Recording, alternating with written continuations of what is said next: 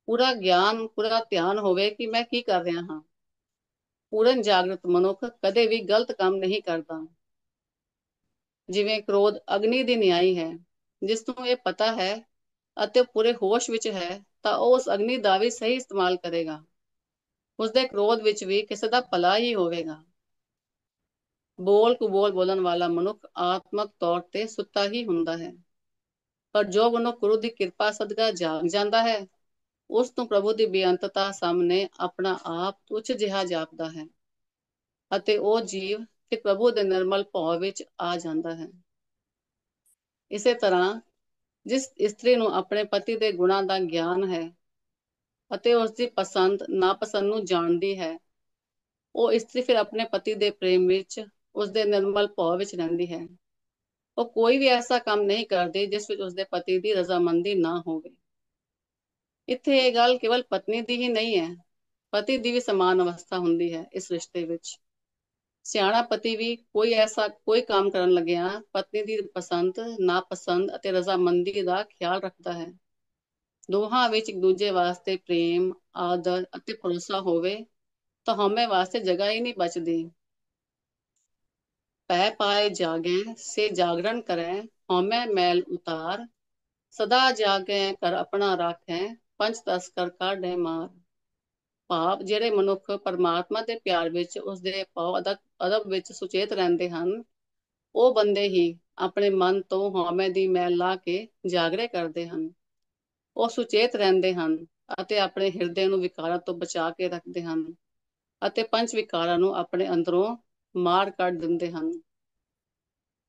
ਅਗਲੀ ਪੰਕਤੀ ਵਿੱਚ ਗੁਰੂ ਸਾਹਿਬ ਕਹਿੰਦੇ ਹਨ ਕਿ ਨਿਰਮਲ ਭਉ ਪਾਇਆ, ਹਰ ਗੁਣ ਗਾਇਆ, ਹਰ ਵੇਖੈ ਰਾਮ ਹਦੂਰੇ। ਜਦੋਂ ਜੀਵ ਦੇ ਅੰਦਰ ਪ੍ਰਭੂ ਦਾ ਅਦਬ ਸਤਕਾਰ ਪੈਦਾ ਹੋ ਜਾਂਦਾ ਹੈ, ਤਾਂ ਉਹ ਜੀਵ ਹਰ ਵੇਲੇ ਪਰਮਾਤਮਾ ਦੇ ਗੁਣ ਗਾਉਂਦਾ ਹੈ। ਜਿਸ ਜੀਵ ਦੀ ਸੁਰਤ ਵਿੱਚ, ਹੋਸ਼ ਵਿੱਚ ਪਰਮਾਤਮਾ ਅੰਗ ਸੰਗ ਹੋਵੇ, ਉਹ ਕਦੇ ਵੀ ਉਹ ਕੰਮ ਨਹੀਂ ਕਰਦਾ ਜੋ ਉਸ ਤੋਂ ਪਰਮਾਤਮਾ ਤੋਂ ਦੂਰ ਕਰ ਦੇਵੇ।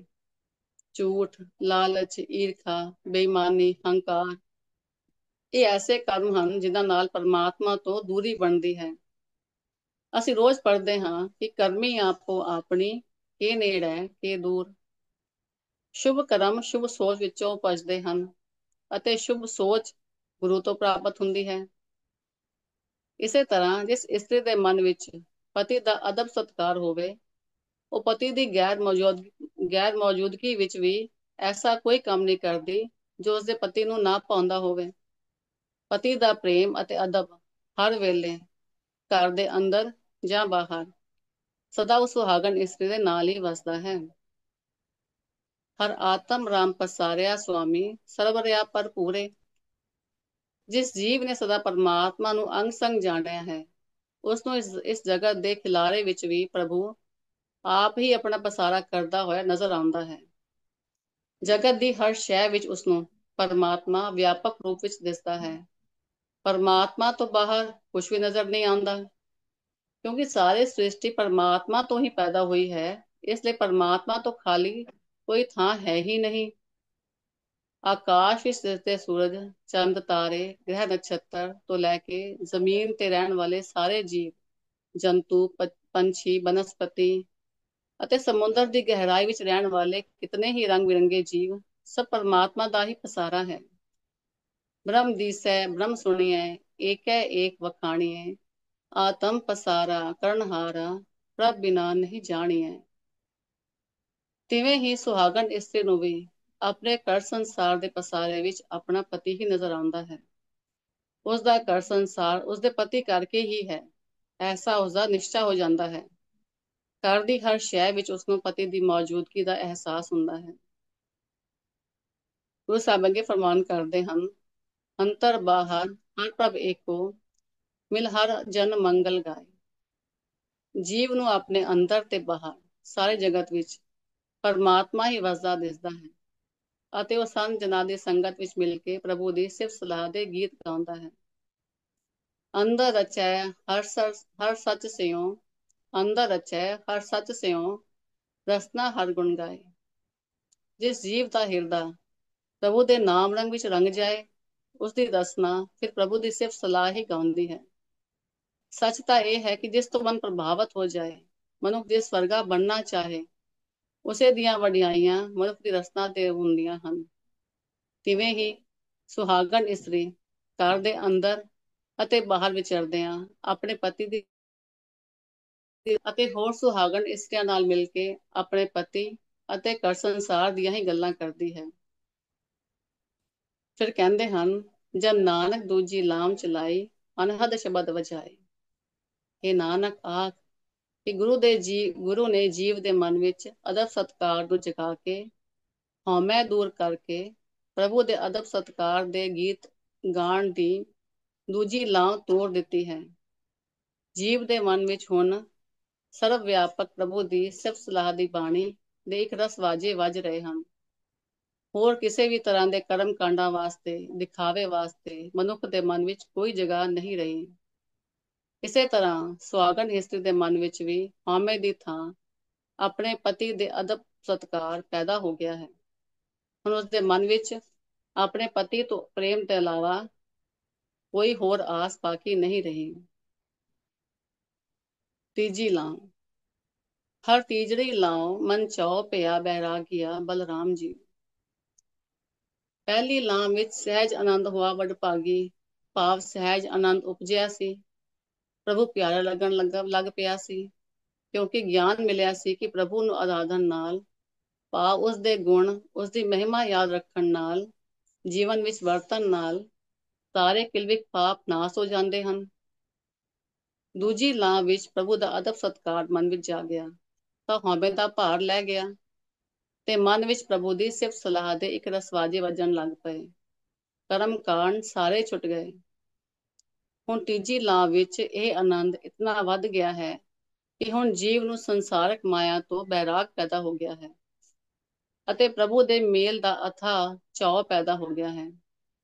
ਪ੍ਰਭੂ ਦੇ ਮਿਲਾਪ ਦੇ ਚਾਅ ਨੇ ਪ੍ਰਭੂ ਦੇ ਵਿਛੋੜੇ ਦਾ ਅਹਿਸਾਸ ਪੈਦਾ ਕਰ ਦਿੱਤਾ ਹੈ ਅਤੇ ਵਿਛੋੜੇ ਦਾ ਅਹਿਸਾਸ ਨੇ ਸੰਸਾਰਕ ਪਦਾਰਥਾਂ ਵੱਲੋਂ ਉਪਰਾਮ ਕਰ ਦਿੱਤਾ ਹੈ।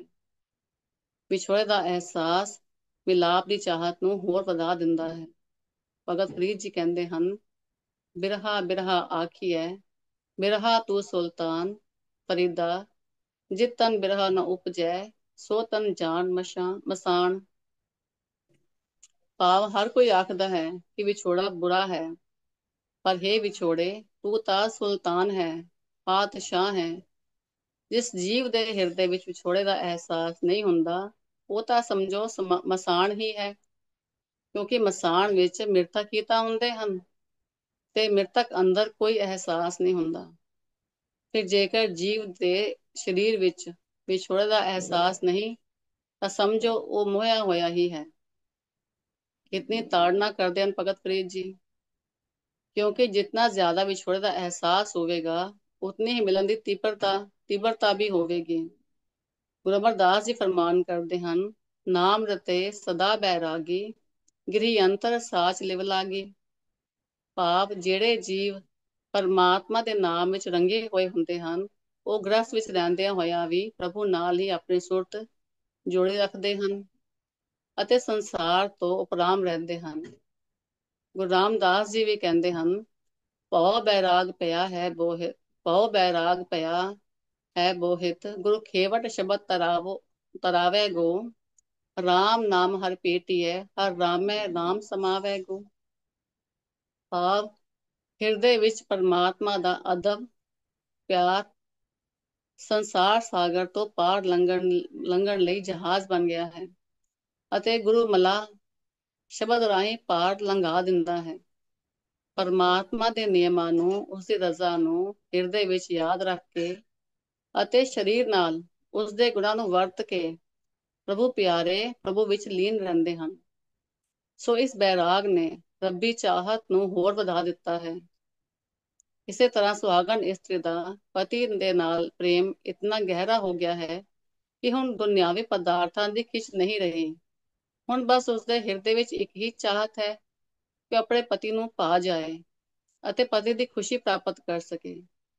ਇਸਲਾਮ ਵਿੱਚ ਗੁਰੂ ਜੀ ਜੀਵ ਦੀ ਮਾਇਕ ਪਦਾਰਥਾਂ ਵੱਲੋਂ ਬੈਰਾਗ ਦੀ ਗੱਲ ਕਰਦੇ ਹਨ। ਸੰਤ ਜਨਾ ਹਰ ਮੇਲ ਹਰ ਪਾਇਆ ਵਡਭਾਗੀਆ ਬਲਰਾਮ ਜੀਓ।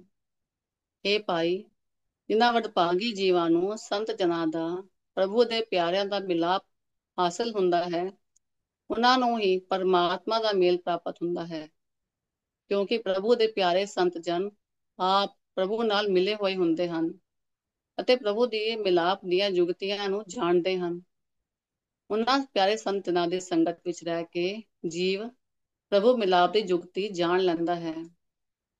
ਹਰ ਸੰਤ ਜਨਾਂ ਮਿਲ ਕਾਰਜ ਸੋਹਿਆ, ਹਰ ਪਾਇਆ ਪੁਰਖ ਆਨੰਦੀ। ਵਰ ਪਾਇਆ ਪੁਰਖ ਆਨੰਦੀ ਭਾਵ ਪ੍ਰਭੂ ਦੇ ਪਿਆਰੇ ਸੰਤ ਜਨਾਂ ਨਾਲ ਮਿਲ ਕੇ ਪਰਮਾਤਮਾ ਪਤੀ ਦਾ ਉਹ ਸਰਵ ਵਿਆਪਕ ਤੇ ਆਨੰਦ ਦਾ ਸੋਮਾ ਪ੍ਰਭੂ ਖਸਮ ਮਿਲ ਪੈਂਦਾ ਹੈ। ਤਿਵੇਂ ਹੀ ਸੁਹਾਗਣ ਇਸਤਰੀ ਸ਼ੋਭਾਵੰਤੀ ਭਾਗਵਾਨ ਸੁਹਾਗਣ ਇਸਤਰੀਆਂ ਨੂੰ ਪਤੀ ਨਾਲ ਮਿਲਾਪ ਦੀ ਜੁਗਤੀ ਪੁੱਛਦੀ ਹੈ ਅਤੇ ਉਹ ਭਾਗਾਂ ਵਾਲੀਆਂ ਸੁਹਾਗਣ ਇਸਤਰੀਆਂ ਉਸ ਇਸਤਰੀ ਨੂੰ ਪਤੀ ਦਾ ਸਾਥ ਅਤੇ ਦੀਆਂ ਜੁਗਤੀਆਂ ਸਮਝਾ ਦਿੰਦੀਆਂ ਹਨ। ਫਿਰ ਗੁਰੂ ਸਾਹਿਬ ਕਹਿੰਦੇ ਹਨ ਕਿ ਨਿਰਮਲ ਹਰ ਪਾਇਆ, ਹਰ ਗੁਣ ਗਾਇਆ, ਮੁਖ ਬੋਲੀ ਹਰ ਬਾਣੀ। ਹਰੀ ਪਰਮਾਤਮਾ ਦੇ ਗੁਣ ਗਾ ਕੇ, ਭਾਵ ਰੱਬੀ ਗੁਣਾਂ ਨੂੰ ਜੀਵਨ ਵਿੱਚ ਵਰਤ ਕੇ ਆਪਣੇ ਆਪ ਨੂੰ ਪਰਮਾਤਮਾ ਦੇ ਗੁਣਾਂ ਵਰਗਾ ਬਣਾ ਕੇ ਹੀ ਜੀਵ ਦਾ ਮਨ ਨਿਰਮਲ ਹੋ ਸਕਦਾ ਹੈ। ਸ਼ੁਭ ਗੁਣਾਂ ਦਾ ਅਭਿਆਸ ਮਨੁੱਖ ਦੇ ਮਨ ਨੂੰ ਸਹਿਜੇ ਸਹਿਜੇ ਨਿਰਮਲ ਕਰ ਦਿੰਦਾ ਹੈ। ਪਰਮਾਤਮਾ ਜੋ ਆਪ ਨਿਰਮਲ ਹੈ, ਪਵਿੱਤਰ ਹੈ, ਉਸੇ ਜੀਵ ਨੂੰ ਮਿਲਦਾ ਹੈ ਜਿਸ ਜੀਵ ਦੀ ਸੋਚਣੀ, ਕਥਨੀ ਅਤੇ ਕਰਨੀ ਇਕਸਾਰ ਹੋਵੇ, ਨਿਰਮਲ ਹੋਵੇ। ਹਰ ਨਿਰਮਲ ਅਤ ਊਜਲਾ, ਬਿਨ ਗੁਰ ਪਾਇਆ ਨਾ ਜਾਏ। ਪਾਠ ਪੜੈ ਨਾ ਬੁਝਈ ਪਾਠ ਪੜੈ ਨਾ ਬੁਝਈ, ਭੇਖੀ ਭਰਮ ਭੁਲਾਏ। ਪਰਮਾਤਮਾ ਨਿਰਮਲ ਹੈ, ਅਤ ਨਿਰਮਲ ਸਰੂਪ ਹੈ, ਜੋ ਗੁਰੂ ਦੀ ਅਗਵਾਈ ਤੋਂ ਬਿਨਾਂ ਨਹੀਂ ਪਾਇਆ ਜਾ ਸਕਦਾ। ਜੋ ਮਨੁੱਖ ਕੇਵਲ ਧਾਰਮਿਕ ਗ੍ਰੰਥਾਂ ਨੂੰ ਪੜ੍ਹ ਰਿਹਾ ਹੈ, ਉਹ ਇਸ ਭੇਦ ਨੂੰ ਸਮਝ ਨਹੀਂ ਸਕਦਾ ਕਿ ਧਾਰਮਿਕ ਭੇਖ ਮਨੁੱਖ ਨੂੰ ਭਟਕਣਾ ਵਿੱਚ ਪਾਉਂਦੇ ਹਨ। ਮਨੁੱਖ ਕੋਈ ਖਾਸ ਭੇਖ ਤਾਰ ਕੇ ਆਪਣੇ ਆਪ ਨੂੰ ਸਾਫ਼ ਸੁਥਰਾ ਰੱਖ ਕੇ ਸਮਝ ਲੈਂਦਾ ਹੈ ਕਿ ਮੈਂ ਪਵਿੱਤਰ ਹੋ ਗਿਆ ਹਾਂ, ਪਰ ਇਸ ਬਾਹਰੀ ਪਵਿੱਤਰਤਾ ਨਾਲ ਪ੍ਰਭੂ ਨੂੰ ਪਾ ਲਵਾਂਗਾ। ਪਰ ਨਹੀਂ, ਭੇਖ ਧਾਰਨ ਕਰਦਿਆਂ ਹੀ ਜੀਵ ਭਟਕ ਗਿਆ, ਕਿਉਂਕਿ ਪ੍ਰਭੂ ਨੂੰ ਤਾਂ ਮਨ ਨੇ ਮਿਲਣਾ ਸੀ, ਤਨ ਨੇ ਨਹੀਂ, ਅਤੇ ਤਨ ਸਾਫ਼ ਕਰਨ ਨਾਲ ਮਨ ਨਿਰਮਲ ਨਹੀਂ ਹੁੰਦਾ। ਸਾਧੂ ਸੰਗਤ ਨਿਰਮਲਾ 68 ਮਜਨਾਗਾ। ਗੁਰਮੁਖ ਜਨਾਂ ਦੀ ਸੰਗਤ ਵਿੱਚ ਜੀਵ ਦਾ ਮਨ ਨਿਰਮਲ ਹੋ ਜਾਂਦਾ ਹੈ, ਮਾਣੋ 68 ਤੀਰਥਾਂ ਦਾ ਇਸ਼ਨਾਨ ਹੋ ਗਿਆ ਹੋਵੇ। ਇਸ ਲਈ ਧਾਰਮਿਕ ਮਨੁੱਖਾਂ ਦੀ ਸੰਗਤ ਵਿੱਚ ਰਹਿਣਾ ਬਹੁਤ ਜ਼ਰੂਰੀ ਹੈ। ਸੰਤ ਜਨਾਂ ਵਡਭਾਗੀ ਪਾਇਆ, ਹਰ ਕਥੀ ਹੈ ਅਕਥ ਕਹਾਣੀ। ਜਿਨ੍ਹਾਂ ਸੰਤ ਜਨਾਂ ਦੀ ਸੰਗਤ ਵਿੱਚ ਜੀਵ ਨਿਰਮਲ ਹੋ ਜਾਂਦਾ ਹੈ, ਐਸੇ ਸੰਤ ਜਨਾਂ ਦੀ ਸੰਗਤ ਵਡਭਾਗੀ ਜੀਵ ਨੂੰ ਮਿਲਦੀ ਹੈ। ਭਾਵ ਜੀਵ ਸੰਤ ਜਨਾਂ ਦੀ ਸੰਗਤ ਵਿੱਚ ਵੱਡੇ ਭਾਗਾਂ ਵਾਲਾ ਹੋ ਜਾਂਦਾ ਹੈ ਅਤੇ ਫਿਰ ਉਹਨਾਂ ਦੀ ਸੰਗਤ ਵਿੱਚ ਜੁੜ ਕੇ ਸਦਾ ਅਕਥ ਪ੍ਰਭੂ ਦੀ ਸਿਫਤ ਸਲਾਹ ਕਰਦਾ ਰਹਿੰਦਾ ਹੈ। ਇਸੇ ਤਰ੍ਹਾਂ ਜਿਨ੍ਹਾਂ ਸ਼ੁਭਾਵੰਤੀ ਸੁਹਾਗਣ ਇਸਤਰੀਆਂ ਤੋਂ ਇਹ ਸੁਹਾਗਣ ਇਸਤਰੀ ਚੱਜ ਆਚਾਰ ਸਿੱਖਦੀ ਹੈ, ਗੁਣ ਸਿੱਖਦੀ ਹੈ, ਐਸੀ ਸ਼ੁਭ ਗੁਣਾਂ ਵਾਲੀ ਇਸਤਰੀਆਂ ਦੀ ਸੰਗਤ ਵਿੱਚ ਇਹ ਸੁਹਾਗਣ ਇਸਤਰੀ ਵੀ ਵੱਡੇ ਭਾਗਾਂ ਵਾਲੀ ਹੋ ਜਾਂਦੀ ਹੈ। ਹਿਰਦੈ ਹਰ ਹਰ ਹਰ ਧੁਨ ਉਪਜੀ, ਹਰ ਜਪੀਐ ਮਸਤਕ ਭਾਗ ਜੀਓ। ਸੰਤ ਜਨਾਂ ਦੀ ਸੰਗਤ ਕਰਨ ਦਾ ਸਦਕਾ ਜੀਵ ਦੇ ਹਿਰਦੇ ਵਿੱਚ ਪ੍ਰਭੂ ਦੇ ਨਾਮ ਦੀ ਧੁਨ, ਭਾਵ ਲਗਨ, ਪ੍ਰਭੂ ਪ੍ਰੇਮ ਦੀ ਰੌ ਚੱਲ ਪੈਂਦੀ ਹੈ। ਪ੍ਰਭੂ ਦਾ ਨਾਮ ਤਦੋਂ ਹੀ ਜਪਿਆ ਜਾ ਸਕਦਾ ਹੈ ਜਦੋਂ ਮੱਥੇ ਦੇ ਭਾਗ ਜਾਗ ਪੈਣ। ਮੱਥੇ ਦੇ ਭਾਵ ਸਾਡੀ ਸੋਚ, ਸਾਡੇ ਵਿਚਾਰ। ਜਦੋਂ ਸਾਡੀ ਸੋਚ ਅਤੇ ਵਿਚਾਰ ਰੱਬੀ ਗੁਣਾਂ ਤੋਂ ਪ੍ਰਭਾਵਿਤ ਹੋ ਜਾਣ, ਸਾਨੂੰ ਇਹ ਸਮਝ ਆ ਜਾਏ ਕਿ ਸਤ, ਸੰਤੋਖ, ਦਇਆ, ਧਰਮ, ਧੀਰਜ ਵਰਗੇ ਗੁਣਾਂ ਨੂੰ ਵਰਤ ਕੇ ਹੀ ਜੀਵਨ ਸੁਖੀ ਹੋ ਸਕਦਾ ਹੈ, ਮਨ ਵਿੱਚ ਸ਼ਾਂਤੀ ਆ ਸਕਦੀ ਹੈ ਤੇ ਸਾਡੇ ਮਨ ਵਿੱਚ ਪ੍ਰਭੂ ਵਾਸਤੇ ਪ੍ਰੇਮ ਅਤੇ ਬੈਰਾਗ ਪੈਦਾ ਹੋ ਜਾਏ, ਤਾਂ ਸਮਝੋ ਕਿ ਮੱਥੇ ਦੇ ਭਾਗ ਜਾਗ ਪਏ ਹਨ। ਤਾਂ ਹੀ ਜੀਵ ਪ੍ਰਭੂ ਦਾ ਨਾਮ, ਉਸਦੇ ਗੁਣ ਆਪਣੇ ਜੀਵਨ ਵਿੱਚ ਧਾਰਨ ਕਰਨ ਦਾ ਉਦਮ ਕਰਦਾ ਹੈ। ਪਰਮਾਤਮਾ ਦਾ ਪਿਆਰ ਪਹਿਲੀ ਲਾਮ ਤੋਂ ਤੁਰਿਆ ਸੀ ਅਤੇ ਤੀਜੀ ਲਾਮ ਤੱਕ ਪਹੁੰਚਦਿਆਂ ਬੈਰਾਗ ਬਣ ਗਿਆ ਹੈ। ਪਹਿਲੀ ਲਾਮ ਵਿੱਚ ਗ੍ਰਸਤ ਵਿੱਚ ਪਾਇਆ, ਦੂਜੀ ਵਿੱਚ ਪ੍ਰਭੂ ਦੇ ਅਦਬ ਸਤਿਕਾਰ ਨਾਲ ਹਉਮੈ ਦੂਰ ਕਰਵਾ ਕੇ, ਤੀਜੀ ਲਾਮ ਵਿੱਚ ਬੈਰਾਗ ਉਪਰਾਮਤਾ ਤੱਕ ਪਹੁੰਚਾ ਦਿੱਤਾ। ਨਾਨਕ ਜੀ ਆਖਦੇ ਹਨ ਕਿ ਪ੍ਰਭੂ ਅਤੇ ਪਤੀ ਦੀ ਅਤੇ ਜੀਵ ਅਤੇ ਇਸਤਰੀ ਦੀ ਤੀਜੀ ਲਾਭ ਵਿੱਚ ਜੀਵ ਅਤੇ ਇਸਤਰੀ ਦੇ ਮਨ ਵਿੱਚ ਮਿਲਾਪ ਦੀ ਤੀਬਰ ਤਾਂਘ ਪੈਦਾ ਹੋ ਜਾਂਦੀ ਹੈ। ਚੌਥੀ ਲਾਭ ਵਿੱਚ ਗੁਰੂ ਸਾਹਿਬ ਕਹਿੰਦੇ ਹਨ, ਹਰ ਚੌਥੀ ਲਾਭ ਮਨ ਸਹਿਜ ਪਿਆ, ਹਰ ਪਾਇਆ ਬਲਰਾਮ ਜੀ। ਗੁਰੂ ਸਾਹਿਬ ਜੀ ਫਰਮਾਨ ਕਰਦੇ ਹਨ ਕਿ हे ਮੇਰੇ ਰਾਮ, ਮੈਂ ਤੇਤੋਂ ਸਦਕੇ ਹਾਂ। ਚੌਥੀ ਲਾਭ ਵਿੱਚ ਜੀਵ ਦੇ ਮਨ ਵਿੱਚ ਸਹਿਜ ਅਵਸਥਾ ਪੈਦਾ ਹੋ ਜਾਂਦੀ ਹੈ। ਸਹਿਜ ਤੋਂ ਭਾਵ ਆਤਮਕ ਅਡੋਲਤਾ ਅਤੇ ਸਹਿਜ ਸੁਭਾਅ ਭਾਵ ਜਦੋਂ ਜੀਵ ਨੇ ਜਨਮ ਲਿਆ ਸੀ ਉਸ ਵੇਲੇ ਜੋ ਉਸਦਾ ਸੁਭਾਅ ਸੀ, ਭਾਵ ਕੁਦਰਤੀ ਸੁਭਾਅ। ਜੀਵ ਦਾ ਸੁਭਾਅ ਕੋਮਲ, ਨਿਰਮਲ, ਪਵਿੱਤਰ ਅਤੇ ਭੋਲਾ ਭਾਵ ਸੀ। ਅੱਜ ਐਸੀ ਹੀ ਕੋਮਲਤਾ, ਨਿਰਮਲਤਾ, ਪਵਿੱਤਰਤਾ, ਭੋਲਾ ਭਾਵ ਆਪਣਾ ਸਹਿ ਸੁਭਾਅ ਜੀਵ ਦੇ ਮਨ ਵਿੱਚ ਆ ਗਿਆ ਹੈ। ਐਸੀ ਅਡੋਲ ਅਵਸਥਾ ਮਨ ਨੇ ਪ੍ਰਾਪਤ ਕਰ ਲਈ ਹੈ ਕਿ ਹੁਣ ਜੀਵ ਦਾ ਮਨ ਦੁੱਖ ਸੁੱਖ, ਖੁਸ਼ੀ ਗਮੀ ਵਿੱਚ ਡੋਲਦਾ ਨਹੀਂ ਹੈ ਅਤੇ ਮਾਨ ਅਪਮਾਨ, ਉਸਤਤ ਨਿੰਦਾ, ਨਫਾ ਨੁਕਸਾਨ, ਕੰਚਨ ਮਿੱਟੀ ਨੂੰ ਸਮ ਕਰਕੇ ਜਾਣਦਾ ਹੈ। ਇਸ ਅਵਸਥਾ ਨੂੰ ਗੁਰੂ ਤੇਗ ਬਹਾਦਰ ਸਾਹਿਬ ਜੀ ਨੇ ਬਾ ਕਮਾਲ ਤਰੀਕੇ ਨਾਲ ਦੱਸਿਆ ਹੈ। ਸੋਰਠ ਮਹੱਲਾ ਨੌਵਾਂ। ਜੋ ਨਰ ਦੁਖ ਮੈਂ ਦੁਖ ਨਹੀਂ ਮਾਨੈ, ਸੁਖ ਸਨੈ ਅਰ ਭੈ ਨਹੀਂ ਜਾਕੈ, ਕੰਚਨ ਮਾਟੀ ਮਾਨੈ। ਰਹਾਉ। ਨੈ ਨਿੰਦਿਆ ਨੈ ਉਸਤਤ ਜਾਕੈ, ਲੋਭ ਮੋਹ ਅਭਿਮਾਨਾ, ਹਰਖ ਸੋਗ ਤੇ ਰਹਿ ਨਿਆਰੋ, ਨੈ ਮਾਨ ਅਪਮਾਨਾ, ਨਾਹਿ ਮਾਨ ਅਪਮਾਨਾ। ਆਸਾ ਮਨਸਾ ਸਗਲ ਤਿਆਗੈ, ਜਗਤੇ ਰਹਿ ਨਿਰਾਸਾ, ਕਾਮ ਕ੍ਰੋਧ ਜਹ ਪਰਸੈ ਨਾਹਿਨ, ਤੈ ਕਟ ਬ੍ਰਹਮ ਨਿਵਾਸਾ। ਗੁਰ ਕਿਰਪਾ ਜੈ ਨਰਕੋ ਕੀਨੀ, ਤੇ ਜੁਗਤ ਪਛਾਨੀ, ਨਾਨਕ ਲੀਨ ਭਇਓ ਗੋਬਿੰਦ ਸਿਉ, ਜਿਉ ਪਾਣੀ ਸੰਗ ਪਾਣੀ। ਇਸ ਸ਼ਬਦ ਦੇ ਅਰਥ ਅਸੀਂ ਸਾਰੇ ਭਲੀ ਪ੍ਰਕਾਰ ਜਾਣਦੇ ਹਾਂ। ਫਿਰ ਇਸ ਅਵਸਥਾ ਤੱਕ ਪਹੁੰਚਿਆ ਜੀਵ ਅਡੋਲ ਕਿਉਂ ਹੋ ਜਾਂਦਾ ਹੈ? ਕਿਉਂਕਿ ਜੀਵ ਨੇ ਜੋ ਘਾਲਣਾ ਪਿਛਲੀ ਲਾਵਾਂ ਵਿੱਚ ਘਾਲੀ ਹੈ, ਉਸ ਨਾਲ ਜੀਵ ਦੇ ਮਨ ਦੀ ਸਾਰੀ ਮੈਲ ਧੋਤੀ ਗਈ ਹੈ। ਜਿਉ ਕੰਚਨ ਬੈਲ ਕਾਟੀ ਕਟਕ ਉਤਾਰੀ। ਜਿਸ ਤਰ੍ਹਾਂ ਸੋਨੇ ਨੂੰ ਤਪਾਇਆ ਉਸ ਦੀ ਸਾਰੀ ਮੈਲ ਕੱਟੀ ਜਾਂਦੀ ਹੈ, ਉਸੇ ਤਰ੍ਹਾਂ ਗੁਰੂ ਦੀ ਦੱਸੀ ਹੋਈ ਘਾਲਣਾ ਦੀ ਤਪਸ਼ ਨਾਲ ਧੋਤੀ ਜਾਂਦੀ ਹੈ ਅਤੇ ਜੀਵ ਦਾ ਮਨ ਅਡੋਲ ਹੋ ਜਾਂਦਾ ਹੈ। ਗੁਰ ਸੇਵਾ ਸੁਖ ਪਾਈਐ, ਹਰ ਵਰ ਸਹਿਜ ਸ਼ਿੰਗਾਰ, ਸਚ ਮਾਣੇ ਪਿਰਸੇ ਜੜੀ, ਗੂੜਾ ਹੇਤ ਪਿਆਰ। ਭਾਵ ਗੁਰੂ ਦੀ ਦੱਸੀ ਸੇਵਾ ਨਾਲ ਸੁਖ ਮਿਲਦਾ ਹੈ ਅਤੇ ਪ੍ਰਭੂ ਪਤੀ ਉਸੇ ਜੀਵ ਇਸਤਰੀ ਨੂੰ ਮਿਲਦਾ ਹੈ ਜਿਸ ਦੇ ਅਡੋਲ ਆਤਮਕ ਅਵਸਥਾ ਵਿੱਚ ਜੁੜ ਕੇ ਆਪਣੇ ਆਪ ਨੂੰ ਸ਼ਿੰਗਾਰ ਲਿਆ ਹੋਵੇ। ਉਹੀ ਜੀਵ ਇਸਤਰੀ ਪ੍ਰਭੂ ਪਤੀ ਦੀ ਸੇਜ, ਸੋਹਣੀ ਸੇਜ ਮਾਣ ਸਕਦੀ ਹੈ ਜਿਸ ਦਾ ਪ੍ਰਭੂ ਪਤੀ ਨਾਲ ਗੂੜਾ ਪਿਆਰ ਹੋਵੇ। ਇਸੇ ਤਰ੍ਹਾਂ ਸੁਹਾਗਣ ਇਸਤਰੀ ਵੀ ਜਦੋਂ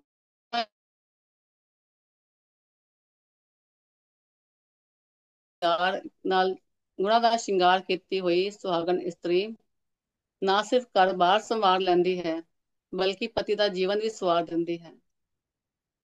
ਗੁਰਮੁਖ ਮਿਲਿਆ ਸੁਭਾਏ, ਹਰ ਮਨ ਤਨ ਮੀਠਾ ਲਾਇਆ ਬਲਰਾਮ ਜੀ। ਗੁਰੂ ਦੇ ਸਨਮੁਖ ਰਹਿ ਕੇ, ਪ੍ਰਭੂ ਦੇ ਪਿਆਰ ਵਿੱਚ ਟਿਕ ਕੇ ਜੀਵ ਨੂੰ ਹੁਣ ਪ੍ਰਭੂ ਮਾਲਿਕ ਮਿਲ ਪਿਆ ਹੈ, ਜੋ ਜੀਵ ਦੇ ਤਨ ਅਤੇ ਮਨ ਵਿੱਚ ਪਿਆਰਾ ਲੱਗਣ ਲੱਗ ਪਿਆ ਹੈ। ਸੁਭਾਏ ਦਾ ਅਰਥ ਮਹਾਨ ਕੋਸ਼ ਵਿੱਚ ਸੰਕਲਪ ਕਰਕੇ ਵੀ ਲਿਖਿਆ ਗਿਆ ਹੈ। ਭਾਵ ਗੁਰੂ ਦੇ ਸਨਮੁਖ ਰਹਿ ਕੇ ਪ੍ਰਭੂ ਮਿਲਾਪ ਦਾ ਸੰਕਲਪ ਕਰਕੇ ਪ੍ਰਭੂ ਮਿਲ ਪਿਆ ਹੈ।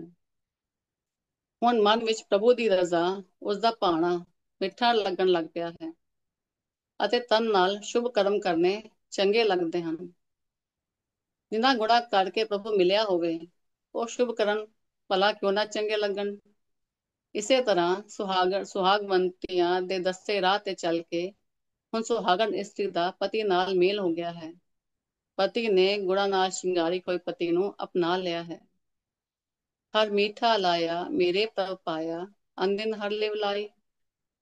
ਜਿਸ ਜੀਵ ਨੂੰ ਪ੍ਰਭੂ ਪਿਆਰਾ ਲੱਗਣ ਲੱਗ ਪੈਂਦਾ ਹੈ, ਫਿਰ ਪ੍ਰਭੂ ਨੂੰ ਵੀ ਉਹ ਜੀਵ ਪਿਆਰਾ ਲੱਗਣ ਲੱਗ ਪੈਂਦਾ ਹੈ। ਜੀਵ ਨੇ ਇਤਨੀ ਘਾਲਣਾ ਇਸ ਵਾਸਤੇ ਹੀ ਘਾਲੀ ਸੀ ਕਿ ਉਹ ਪ੍ਰਭੂ ਨੂੰ ਭਾ ਜਾਏ। ਫਿਰ ਪ੍ਰੇਮ ਵੀ ਤਾਂ ਹੀ ਪੂਰਾ ਹੁੰਦਾ ਹੈ ਜੇ ਦੋਨੋਂ ਪਾਸੋਂ ਪ੍ਰੇਮ ਦੀ ਲਹਿਰ ਚੱਲੇ। ਜੋ ਜੀਵ ਪ੍ਰਭੂ ਨੂੰ ਪਿਆਰਾ ਲੱਗਣ ਲੱਗ ਪੈਂਦਾ ਹੈ, ਹੁਣ ਉਹ ਜੀਵ ਸਦਾ ਪਰਮਾਤਮਾ ਵਿੱਚ ਆਪਣੀ ਸੁਰਤ ਜੋੜੀ ਰੱਖਦਾ ਹੈ। ਹੁਣ ਸ਼ੋਭਾਵੰਤੀ ਸੁਹਾਗਣ ਇਸਤਰੀ ਵੀ ਸਦਾ ਉਹਨਾਂ ਗੁਣਾਂ ਨਾਲ ਜੁੜੀ ਰਹਿੰਦੀ ਹੈ ਜਿਨ੍ਹਾਂ ਗੁਣਾਂ ਸਦਕਾ ਉਸਨੇ ਪਤੀ ਨੂੰ ਪਾਇਆ ਸੀ। ਮਨ ਚਿੰਦਿਆ ਫਲ ਪਾਇਆ, ਮਨ ਚਿੰਦਿਆ ਫਲ ਪਾਇਆ ਸੁਆਮੀ, ਹਰ ਨਾਮ ਵਜੀ ਵਧਾਈ। ਜੀਵ ਅਤੇ ਸੁਹਾਗਣ ਇਸਤਰੀ ਨੂੰ ਮਨ ਇੱਛਤ ਫਲ ਸਰੂਪ ਪਤੀ ਅਤੇ ਪ੍ਰਭੂ ਮਿਲ ਗਏ ਹਨ, ਅਤੇ ਰੱਬੀ ਗੁਣਾਂ ਦਾ ਸਦਕਾ ਹੁਣ ਉਹਨਾਂ ਦੇ ਅੰਦਰ ਸਦਾ ਚੜ੍ਹਦੀ ਕਲਾ ਬਣੀ ਰਹਿੰਦੀ ਹੈ। ਵਡਭਾਗੀ ਹਰ ਪਾਇਆ ਜਨ ਨਾਨਕ ਨਾਮ ਵਿਗਾਸੇ। ਜਿਨ੍ਹਾਂ ਜੀਵਾਂ ਨੂੰ ਪਰਮਾਤਮਾ ਵੱਡੇ ਭਾਗਾਂ ਨਾਲ ਮਿਲ ਪੈਂਦਾ ਹੈ, ਉਹ ਮਨੁੱਖ ਪਰਮਾਤਮਾ ਦੇ ਨਾਮ ਵਿੱਚ ਜੁੜ ਕੇ ਆਤਮਕ ਆਨੰਦ ਨਾਲ ਭਰਪੂਰ ਹੋ ਜਾਂਦੇ ਹਨ। ਇਸੇ ਵਿਗਾਸ ਦੀ ਗੱਲ ਗੁਰੂ ਸਾਹਿਬ ਅਗਲੀ ਪੰਕਤੀ ਵਿੱਚ ਕਰ ਰਹੇ ਹਨ। ਹਰ ਪ੍ਰਭ ਠਾਕੁਰ ਕਾਜ ਰਚਾਇਆ, ਤਨ ਹਿਰਦੈ ਨਾਮ ਵਿਗਾਸੇ। ਪ੍ਰਭੂ ਨਾਲ ਜੀਵ ਦੇ ਵਿਆਹ ਦਾ ਕਾਰਜ ਪ੍ਰਭੂ ਨੇ ਆਪ ਹੀ ਸ਼ੁਰੂ ਕੀਤਾ ਸੀ। ਜੀਵ ਅਤੇ ਇਸਤਰੀ ਦੇ ਹਿਰਦੇ ਵਿੱਚ ਪ੍ਰਭੂ ਅਤੇ ਪਤੀ ਦਾ ਨਾਮ ਰਸ, ਗੁਣਾਂ ਦਾ ਰਸ ਵਸ ਜਾਂਦਾ ਹੈ, ਜਿਸ ਨਾਲ ਉਹ ਸਦਾ ਆਨੰਦ ਵਿੱਚ ਰਹਿੰਦੇ ਹਨ। ਵਿਆਹ ਦੀ ਚੌਥੀ ਲਾਮ ਵਿੱਚ ਜੀਵ ਅਤੇ ਇਸਤਰੀ ਕਦੇ ਨਾ ਨਾਸ਼ ਹੋਣ ਵਾਲੇ ਪ੍ਰਭੂ ਅਤੇ ਪਤੀ ਦਾ ਮਿਲਾਪ ਹਾਸਲ ਕਰ ਲੈਂਦੇ ਹਨ। ਜੀਵ ਦਾ ਪ੍ਰਭੂ ਅਵਿਨਾਸ਼ੀ ਹੈ ਅਤੇ ਉਸਨੇ ਅਵਿਨਾਸ਼ੀ ਪ੍ਰਭੂ ਨਾਲ ਮਿਲਾਪ ਕੀਤਾ ਹੈ। ਪਰ ਇੱਥੇ ਸਵਾਲ ਇਹ ਉੱਠਦਾ ਹੈ ਕਿ ਸੁਹਾਗਣ ਇਸਤਰੀ ਦਾ ਪਤੀ ਤਾਂ ਅਵਿਨਾਸ਼ੀ ਨਹੀਂ ਹੈ। ਦਰਅਸਲ ਇੱਥੇ ਗੱਲ ਸਰੀਰ ਦੀ ਨਹੀਂ, ਹਿਰਦੇ ਦੀ ਚੱਲ ਰਹੀ ਹੈ। ਸਰੀਰ ਚਾਹੇ ਪ੍ਰਭੂ ਦੀ ਰਜ਼ਾ ਵਿੱਚ ਬਿਨਸ ਵੀ ਜਾਏ, ਪ੍ਰਭ ਸੁਹਾਗਣ ਇਸਤਰੀ ਦੇ ਹਿਰਦੇ ਵਿੱਚੋਂ ਪਤੀ ਦੀ ਤਸਵੀਰ ਕਦੇ ਨਹੀਂ ਮਿਟਦੀ। ਜਿਸਨੇ ਪੂਰੇ ਮਨ ਨਾਲ ਪਤੀ ਦਾ ਸਾਥ ਨਿਭਾਇਆ ਹੋਵੇ, ਉਹ ਪਤੀ ਦੇ ਨਾਲ ਰਹਿਣ ਤੇ ਵੀ ਸਿਰਫ ਆਪਣੇ ਪਤੀ ਦੀ ਹੀ ਹੋ ਕੇ ਰਹਿੰਦੀ ਹੈ। ਪ੍ਰੇਮ ਮਨ ਨੂੰ ਨਿਰਮਲ ਕਰ ਦਿੰਦਾ ਹੈ। ਦੁਨੀਆ ਵਿੱਚ ਅਗਰ ਕਿਸੇ ਇੱਕ ਵਿਅਕਤੀ ਨਾਲ ਪ੍ਰੇਮ ਹੋਵੇ ਤਾਂ ਮਨੁੱਖ ਉਸ ਨਾਲ ਕਦੇ ਮਾੜਾ ਵਿਹਾਰ ਨਹੀਂ ਕਰਦਾ, ਨਾ ਹੀ ਉਸ ਨਾਲ ਮਾੜਾ ਹੁੰਦਾ ਹੋਇਆ ਵੇਖ ਸਕਦਾ ਹੈ।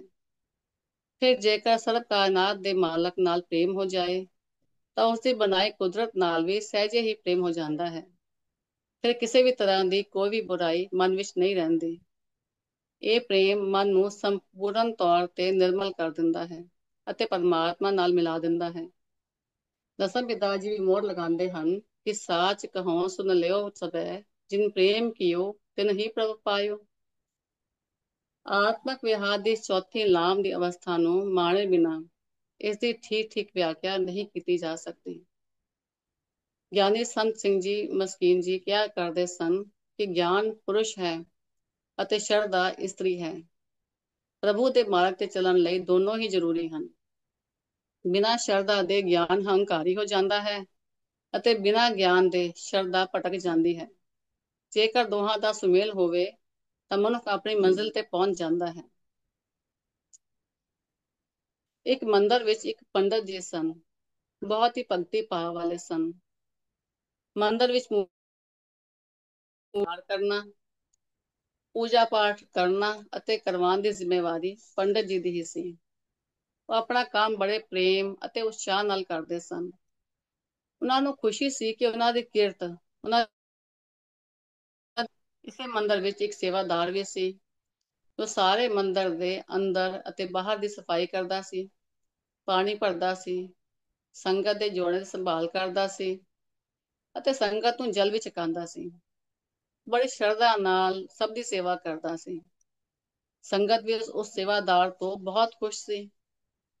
ਹੌਲੀ ਹੌਲੀ ਜਿਤਨੀ ਸ਼ੋਭਾ ਉਸ ਮੰਦਰ ਦੇ ਪੰਡਤ ਜੀ ਦੀ ਸੀ, ਉਸ ਤੋਂ ਵੱਧ ਉਸ ਮੰਦਰ ਦੇ ਸੇਵਾਦਾਰ ਦੀ ਹੋਣ ਲੱਗ ਪਈ। ਦੋਨੋਂ ਹੀ ਆਪਣਾ ਕੰਮ ਬੜੀ ਲਗਨ, ਬੜੇ ਪ੍ਰੇਮ ਨਾਲ ਕਰਦੇ ਸਨ। ਇੱਕ ਦਿਨ ਉਸ ਨਗਰ ਦਾ ਵੱਡਾ ਸ਼ਾਹੂਕਾਰ ਮੰਦਰ ਵਿੱਚ ਆਇਆ। ਪੰਡਤ ਜੀ ਨੇ ਬੜੇ ਪ੍ਰੇਮ ਨਾਲ ਸ਼ਾਹੂਕਾਰ ਵਾਸਤੇ ਪੂਜਾ ਕੀਤੀ। ਪੂਜਾ ਤੋਂ ਬਾਅਦ ਸ਼ਾਹੂਕਾਰ ਕਹਿਣ ਲੱਗਾ, ਪੰਡਤ ਜੀ, ਤੁਸੀਂ ਇਤਨੇ ਪੜ੍ਹੇ ਲਿਖੇ ਗਿਆਨੀ ਵਿਦਵਾਨ ਪੰਡਤ ਹੋ ਤੇ ਤੁਹਾਨੂੰ ਪਤਾ ਹੈ ਕਿ ਤੁਹਾਡੇ ਨਾਲੋਂ ਵੱਧ ਸ਼ੋਭਾ ਤਾਂ ਇਸ ਮੰਦਰ ਦੇ ਅਨਪੜ੍ਹ ਸੇਵਾਦਾਰ ਦੀ ਹੋ ਰਹੀ ਹੈ। ਇਹ ਤਾਂ ਗਲਤ ਹੈ, ਤੁਹਾਨੂੰ ਕੁਝ ਕਰਨਾ ਚਾਹੀਦਾ ਹੈ। ਪੰਡਤ ਜੀ ਕੁਛ ਨਾ ਬੋਲੇ, ਬਸ ਮੁਸਕਰਾ ਪਏ। ਸ਼ਾਹੂਕਾਰ ਫੇਰ ਕਹਿਣ ਲੱਗਾ, ਜੇ ਤੁਸੀਂ ਚਾਹੋ ਤਾਂ ਮੈਂ ਤੁਹਾਡੀ ਮਦਦ ਕਰ ਸਕਦਾ ਹਾਂ। ਪੰਡਤ ਜੀ ਕਹਿਣ ਲੱਗੇ, ਠੀਕ ਹੈ ਸ਼ਾਹ ਜੀ, ਤੁਸੀਂ ਕੱਲ ਮੇਰੇ ਕੋਲ ਆਣਾ, ਮੈਂ ਕੱਲ ਤੁਹਾਨੂੰ ਦੱਸਾਂਗਾ। ਪਰ ਕੱਲ ਤੁਸੀਂ ਆਪਣੇ ਰੱਥ ਤੇ ਨਹੀਂ ਆਣਾ, ਪੈਦਲ ਆਣਾ ਹੈ। ਸ਼ਾਹੂਕਾਰ ਕਹਿਣ ਲੱਗਾ, ਪੰਡਤ ਜੀ, ਤੁਸੀਂ ਤਾਂ ਦੇਖ ਹੀ ਰਹੇ ਹੋ ਕਿ ਬਾਹਰ ਕਿਤਨੀ गर्मी ਪੈ ਰਹੀ ਹੈ। ਸੂਰਜ ਆਗ ਉਗਲ ਰਿਹਾ ਹੈ, ਤੇ ਇਤਨੀ ਗਰਮੀ ਦੇ ਵਿੱਚ ਮੈਂ ਪੈਦਲ ਕਿਵੇਂ ਆ ਸਕਦਾ ਹਾਂ। ਪੰਡਤ ਜੀ ਕਹਿਣ ਲੱਗੇ, ਸ਼ਾਹ ਜੀ, ਤੁਸੀਂ ਤਾਂ ਬੜੇ ਧਨਵਾਨ ਹੋ, ਤੁਹਾਡੇ ਪਾਸ ਤਾਂ ਸੋਨੇ ਚਾਂਦੀ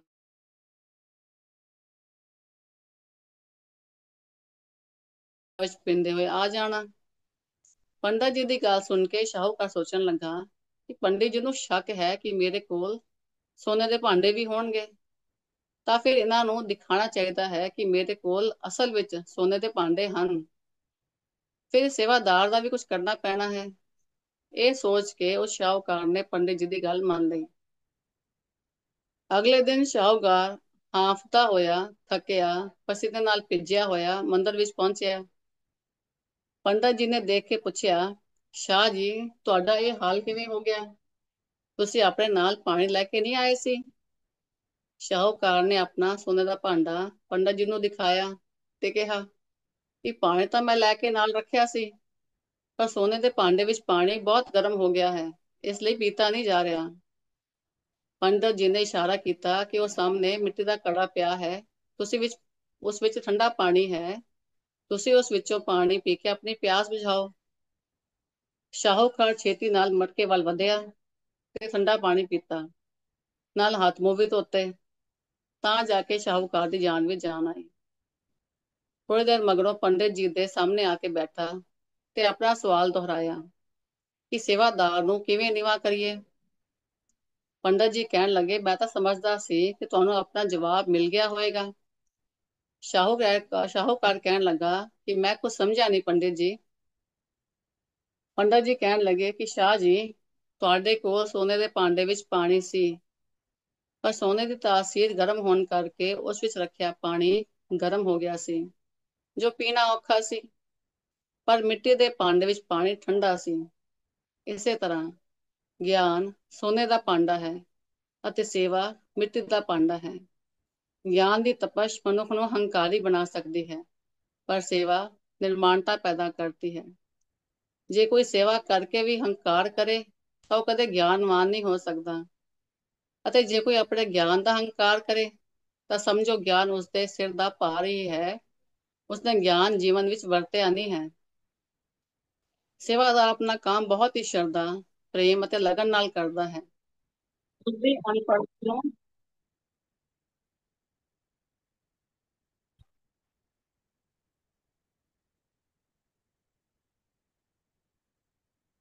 ਉਸਦੀ ਅਨਪੜ੍ਹਤਾ ਨੂੰ ਪ੍ਰੇਮ ਅਤੇ ਮਿੱਠੇ ਸੁਭਾਅ ਨੇ ਢੱਕ ਲਿਆ ਹੈ। ਮੈਂ ਉਸ ਨਾਲ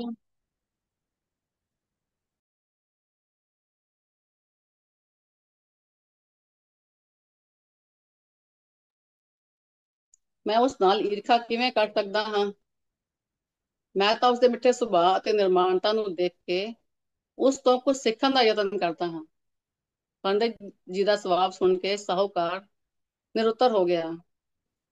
ਸੱਚ ਤਾਂ ਇਹ ਹੈ ਕਿ ਪ੍ਰਭੂ ਦੇ ਇਤਨੇ ਵੱਡੇ ਪਸਾਰੇ ਵਿੱਚ ਜੀਵਨ ਬਹੁਤ ਛੋਟਾ ਹੈ। ਇਸ ਜੀਵਨ ਨੂੰ ਈਰਖਾ, द्वेष ਵਿੱਚ ਦਗਵਾ ਲਈਏ ਜਾਂ ਪ੍ਰੇਮ, ਦਇਆ, ਨਿਮਰਤਾ ਸਿੱਖ ਲਈਏ, ਇਹ ਸਾਡੇ ਹੱਥ ਵਿੱਚ ਹੈ। ਵਿਆਹ ਤੋਂ ਬਾਅਦ ਇੱਕ ਹੋਰ ਜ਼ਰੂਰੀ ਕੰਮ ਹੁੰਦਾ ਹੈ, ਉਹ ਹੈ ਦਾਜ। ਅੱਜ ਇਸ ਬਾਰੇ ਵੀ ਅਸੀਂ ਗੁਰੂ ਸਾਹਿਬਾਂ ਤੋਂ ਹੀ ਪੁੱਛ ਲੈਂਦੇ ਹਾਂ। ਗੁਰੂ ਸਾਹਿਬ ਬਖਸ਼ਿਸ਼ ਕਰਦੇ ਹਨ कि हर प्रभ मेरे बाबला, हर देवो दान मैं दाजो, हर कपड़ो हर शोभा देवो, तित सवरै मेरा काजो। हर हर भगति का सुहेला, गुर सतगुरु नाम दिवाया, खंड वर पंड हर शोभा होई, ये दान न रलै रलाया। होर मनमुख दाज रख दिखालै, सो कूड़ अहंकार कछ पाजो, हर प्रभ मेरे बाबुला, हर देवो दान मैं दाजो। हे ਮੇਰੇ ਪਿਤਾ, ਮੈਨੂੰ ਹਰੀ ਨਾਮ ਦਾ ਦਾਜ ਦੇਵੋ। ਕੱਪੜੇ ਸਾਡੇ ਸਰੀਰ ਦੀ ਲੱਜਾ ਰੱਖਦੇ ਹਨ ਅਤੇ ਗਹਿਣੇ ਸਾਡੀ ਸ਼ੋਭਾ ਵਧਾਉਂਦੇ ਹਨ। ਇੱਥੇ ਜੀਵ ਇਸਤਰੀ ਆਪਣੇ ਵਾਸਤੇ ਪ੍ਰਭੂ ਦਾ ਨਾਮ, ਭਾਵ ਰੱਬੀ ਗੁਣਾਂ ਦੇ ਕੱਪੜੇ ਅਤੇ ਰੱਬੀ ਗੁਣਾਂ ਦੇ ਹੀ ਗਹਿਣੇ ਮੰਗਦੀ ਹੈ, ਜਿਸ ਨਾਲ ਉਸਦੇ ਵਿਆਹ ਦਾ ਕਾਰਜ ਸੋਹਣਾ ਲੱਗੇ। ਸ਼ੁਭ ਗੁਣਾਂ ਦੇ ਕੱਪੜੇ ਅਤੇ ਗਹਿਣੇ ਪਾ ਕੇ ਜੀਵ ਇਸਤਰੀ ਸਾਰੇ ਸ਼ੁਭ ਕਰਮ ਹੀ ਕਰਦੀ ਹੈ। ਜਿਸ ਜੀਵ ਇਸਤਰੀ ਦੇ ਮਨ ਵਿੱਚ ਪ੍ਰਭੂ ਪਤੀ ਦੀ ਭਗਤੀ ਭਾਵ ਪ੍ਰਭੂ ਪਤੀ ਨਾਲ ਪਿਆਰ ਹੈ, ਉਸੇ ਜੀਵ ਇਸਤਰੀ ਦੇ ਵਿਆਹ ਦਾ ਕਾਰਜ ਸੁਖਦਾਈ ਹੁੰਦਾ ਹੈ। ਪ੍ਰਭੂ ਦੀ ਭਗਤੀ ਅਤੇ ਸ਼ੁਭ ਗੁਣਾਂ ਦਾ ਦਾਨ ਗੁਰੂ ਸਤਿਗੁਰ ਨੇ ਦਿਵਾਇਆ ਹੈ। ਜਿਸ ਇਸਤਰੀ ਨੇ ਆਪਣੇ ਮਨ ਵਿੱਚ ਪ੍ਰਭੂ ਪਤੀ ਦਾ ਪਿਆਰ ਵਸਾਇਆ ਹੈ ਅਤੇ ਹੱਥਾਂ ਨਾਲ ਸ਼ੁਭ ਕਰਮ ਕਰਦੀ ਹੈ, ਫਿਰ ਉਸ ਦੀ ਸ਼ੋਭਾ ਧਰਤੀ ਤੇ ਸੰਸਾਰ ਵਿੱਚ ਹੋ ਜਾਂਦੀ ਹੈ। ਪ੍ਰੇਮ ਦਾ ਦਾਜ ਐਸਾ ਦਾਜ ਹੈ ਕਿ ਹੋਰ ਕੋਈ ਦਾਜ ਇਸ ਦੀ ਬਰਾਬਰੀ ਨਹੀਂ ਕਰ ਸਕਦਾ। ਇਸ ਦੇ ਇਲਾਵਾ ਮਨ ਦੇ ਪਿੱਛੇ ਤੁਰਨ ਵਾਲੇ ਮਨੁੱਖ ਜੋ ਦਾਜ ਲੈ ਕੇ ਦਿਖਾਉਂਦੇ ਹਨ, ਉਹ ਝੂਠਾ ਅਹੰਕਾਰ ਹੀ ਪੈਦਾ ਕਰਦਾ ਹੈ ਅਤੇ ਕੱਚ ਵਰਗਾ ਹੈ, ਸਿਰਫ ਵਿਖਾਵਾ ਹੀ ਹੈ। ਇਸ ਲਈ ਹੈ ਮੇਰੇ ਪਿਤਾ, ਮੈਨੂੰ ਹਰੀ ਨਾਮ ਦਾ ਦਾਨ ਵਿੱਚ ਦੇਵੋ। ਸੰਸਾਰਿਕ ਵਿਆਹ ਦੇ ਬਾਅਦ ਪਤੀ ਪਤੀ ਪ੍ਰੇਮ ਤੋਂ ਇਲਾਵਾ ਸੱਸ ਅਤੇ ਨੂੰਹ ਦੇ ਵਿੱਚ ਪਿਆਰ ਅਤੇ ਆਪਸੀ ਸਮਝ ਵੀ ਹੋਣੀ ਬਹੁਤ ਜ਼ਰੂਰੀ ਹੈ। ਨੂੰਹ ਇਹ ਸਮਝੇ ਕਿ ਜਿਸ ਪਤੀ ਨਾਲ ਉਹ ਸਾਰਾ ਜੀਵਨ ਸੁਖੀ ਵਸਣਾ ਚਾਹੁੰਦੀ ਹੈ, ਉਸ ਨੂੰ ਜਨਮ ਦੇਣ ਦੀ ਪੀੜਾ ਸਹਾਰਨ ਵਾਲੀ ਮਾਂ ਵੱਧ ਸਤਿਕਾਰਯੋਗ ਹੈ ਅਤੇ ਉਸ ਨੂੰ ਆਪਣੀ ਸੱਸ ਨਹੀਂ ਮਾਂ ਸਮਝੇ। ਅਤੇ ਸੱਸ ਇਹ ਸਮਝੇ ਕਿ ਆਪਣੇ ਬੱਚੇ ਨੂੰ ਹਮੇਸ਼ਾ ਵਾਸਤੇ ਆਪਣੇ ਤੋਂ ਦੂਰ ਕਰ ਦੇਣਾ ਕਿਤਨਾ ਔਖਾ ਹੈ, ਤੇ ਮੈਂ ਕਿਸੇ ਦੀ ਬੱਚੀ ਨੂੰ ਹਮੇਸ਼ਾ ਵਾਸਤੇ ਦੂਰ ਕਰਕੇ ਆਪਣੇ ਘਰ ਲਿਆਈ ਹਾਂ, ਤਾਂ ਉਸ ਨੂੰ ਆਪਣੀ ਬੱਚੀ ਬਣਾ ਕੇ ਰੱਖਾਂ। ਇਸ ਤਰ੍ਹਾਂ ਆਪਣੀ ਸੋਚ ਨੂੰ ਵੱਡਾ ਕਰਕੇ ਦੋਨੋਂ ਹੀ ਸੁਖੀ ਵਸ ਸਕਦੀਆਂ ਹਨ। ਵਿਆਹ ਆਤਮਕ ਹੋਵੇ ਚਾਹੇ ਸੰਸਾਰਿਕ, ਦੋਹਾਂ ਵਿੱਚ ਪ੍ਰੇਮ, ਵਿਸ਼ਵਾਸ ਅਤੇ ਸਮਰਪਣ ਬਹੁਤ ਜ਼ਰੂਰੀ ਹੈ। ਗੁਰੂ ਸਾਹਿਬ ਨੇ ਸ਼ਰਧਾ ਰੂਪੀ ਇਸਤਰੀ ਦਾ ਪੜਾਇਆ ਹੈ ਅਤੇ ਗ੍ਰਹਿਸਥ ਨੂੰ ਸਮਾਜ ਵਿੱਚ ਅਵਲ ਦਰਜਾ ਦਿੱਤਾ ਹੈ।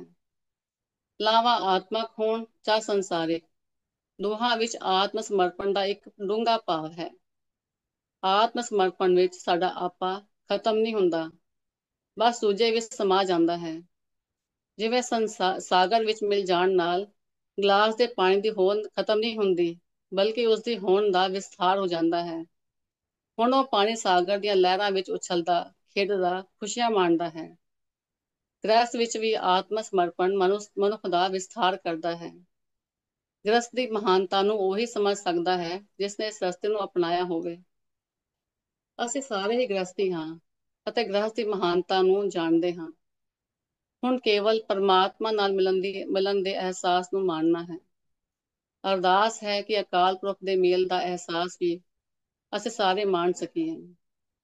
ਮੇਲ, ਲਾਵਾਂ ਜਾਂ ਵਿਆਹ ਆਤਮਕ ਹੋਵੇ ਜਾਂ ਸੰਸਾਰਿਕ, ਇੱਕ ਗੱਲ ਦੋਹਾਂ ਵਾਸਤੇ कही जा सकती है, महरूमे हकीकत है ये साहिल के तमाशाही, महरूमे हकीकत हैं ये साहिल के तमाशाही, हम डूब के समझे हैं दरिया की गहराई।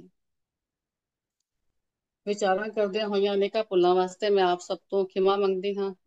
ਕੋਟਾਨ ਕੋਟ ਧੰਨਵਾਦ ਹੈ ਸਾਹਿਬ ਸ੍ਰੀ ਗੁਰੂ ਗ੍ਰੰਥ ਸਾਹਿਬ ਜੀ ਦਾ, ਜਿਨ੍ਹਾਂ ਦੀ ਮਿਹਰ ਅਤੇ ਗਿਆਨ ਦਾ ਸਦਕਾ ਵਿਚਾਰਾਂ ਹੋਈਆਂ।